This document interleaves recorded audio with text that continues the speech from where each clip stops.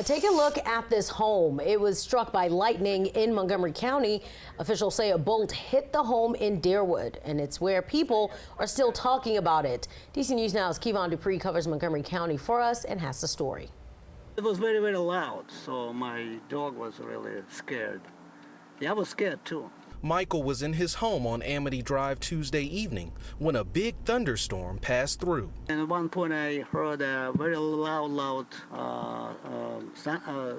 strike. That sound was lightning hitting his neighbor's home just a few doors down. My first thought was if anybody was injured, but luckily nobody was actually, no casualties. Yeah. I felt sorry for the owner. Montgomery County Fire says the lightning hit between the garage and first floor, starting a fire. We just saw all the damage that was done, and it was, I was kind of shocked. Will Wong lives directly across the street from the house. That was really scary. This is literally probably like 60 feet from my home. Wong talked with the owners Tuesday night. He says everyone is doing okay considering what happened.